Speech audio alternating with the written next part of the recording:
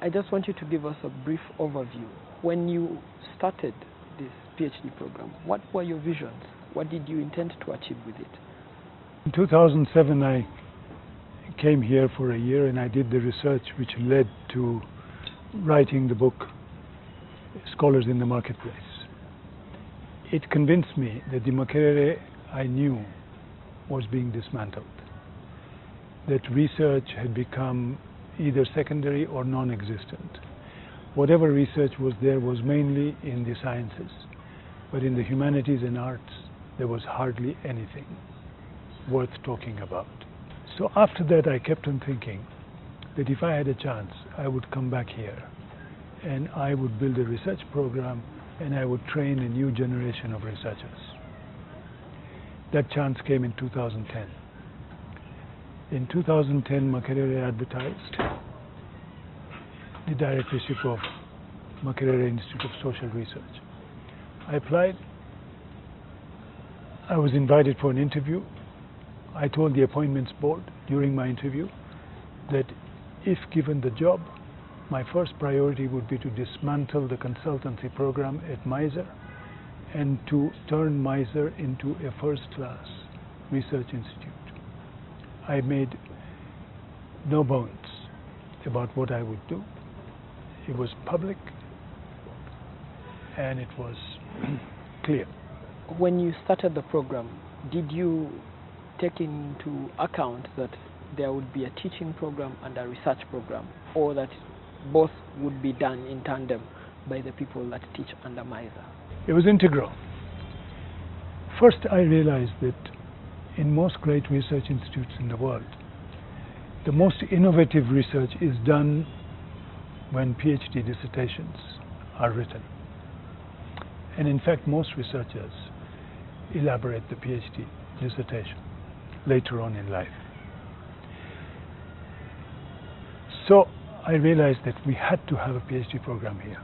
That would be the best way to have innovative research. I mean, imagine if you got 10 PhD students a year, 50 in 5 years, how much research that would be. That's what I asked myself. The research is not just done by research fellows who are teaching half-time and doing research half-time, but it is done by students. We give our students during the long vacation, which is 4 months, we pay them to go and do research. During the 4th year, they spend the entire year doing research. 5th year, they spend the entire year writing it up. So it's a geometric explosion in the amount of research possible. Second, if research is divorced from teaching, research turns esoteric and arid. If teaching is divorced from research, teaching turns into non-creative repetition of old answers to old questions. Research provides you new knowledge. That new knowledge should be fed into teaching. That's our idea. There seems to be a conflict there. The professors that have disagreed with you, who include Dr. Stella Nyanzi now, say that for them, they term it patronizing to teach people, because they say that the idea that someone sits and lectures and then receives and marks, they say that's patronizing. What's your take on that? First of all, there's only one person who believes that. That's Dr. Nyanzi. Okay. Second thing is that, sure, teaching is not a democratic relationship. Okay. Neither is medicine a democratic relationship. You go to a school because you accept that there's something you want which you don't have. You go there to get certain skills. You are an apprentice. Otherwise you shouldn't come to school. If you think you have what you need, why come to school? Go somewhere else. Right? So there's nothing patronizing about it. It's hierarchical, yes, of course it is. Right? A teacher-student relationship is hierarchical. If you just explain to me what you defined as teaching when you wrote in the correspondence to Dr. Stella Nyanzi telling her that she should teach students. What did that correspondence mean? Yeah, it meant she had to teach. Everybody here teaches one course a semester. Okay, just one course. 3 hours a week. That's what she had to do. Teach 3 hours a week. I said to her, I had a discussion with her. I said, look, your core interest is sexuality, human sexuality. Right?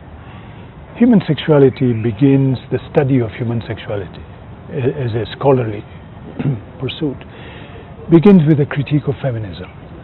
Right? It's a critique that feminists share one thing in common with those they critique, with the male chauvinists, which is that feminists and male chauvinists both think that there is a certain normal structure of the human family, and that structure is reflected in a marriage, man and woman. And their differences are about the relationship between the man and the woman.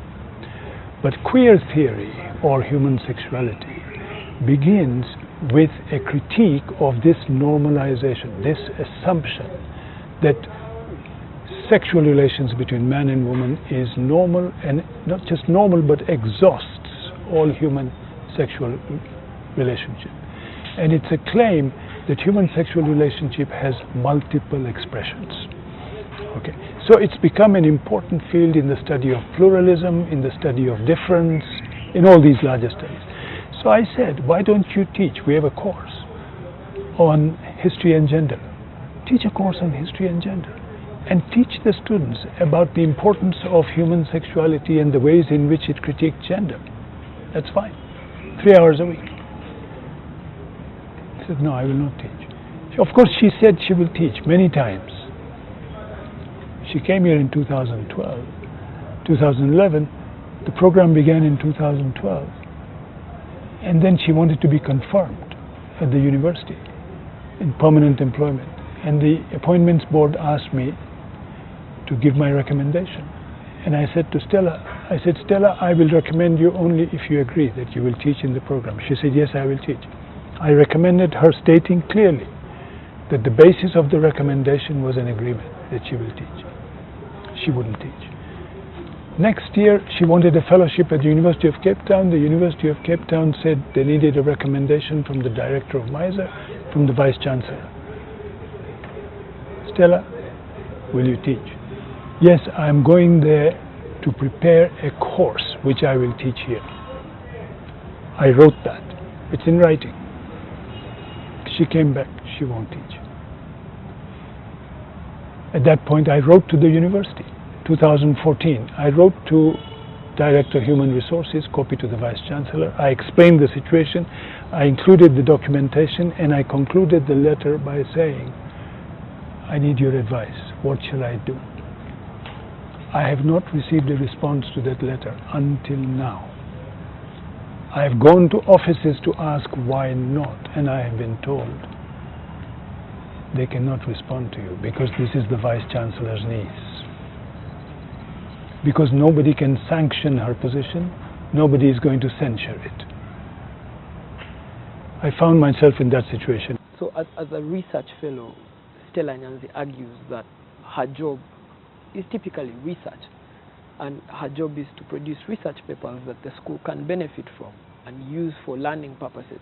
Do you recognize that as part of her duties, or it can only happen when she does the teaching? We will tolerate Stella Nyanzi sitting there doing nothing but her own work, not even participating in institutional research.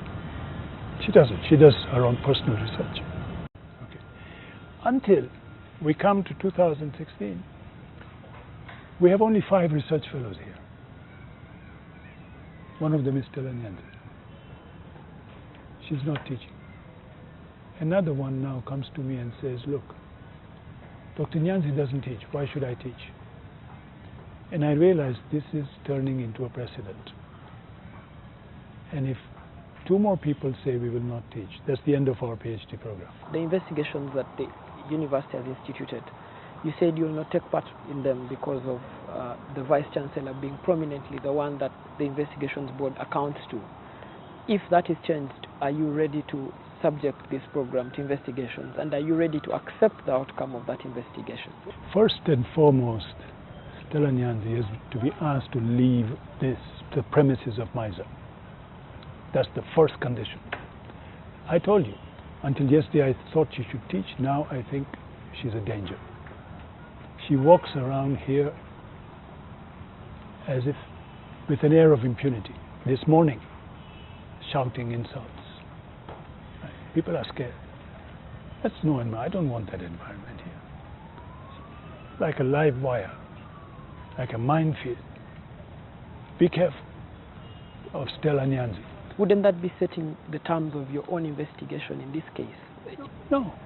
Of course, these are my terms. These are my terms. This person who did this has to go. Those are my terms, not anybody else's terms. They have to. Then, if you want an investigation, fine. But the Vice-Chancellor has to be investigated. Also, the Vice-Chancellor cannot appoint an investigating team which is answerable to him, which reports to him. No. He takes primary responsibility. He is the architect of those who would like to dismantle this program. We are witnessing a dramatic dismantling of this program. A dismantling under the initiative of the Vice-Chancellor of this university. That process has been on television and it is now in the press. I, as director, am not willing to be complicit in it. If this process continues and if the university does not give visible indication that they are willing to support this program, I will resign. And I will certainly not apply for a second term as director of this institute. That's my last word.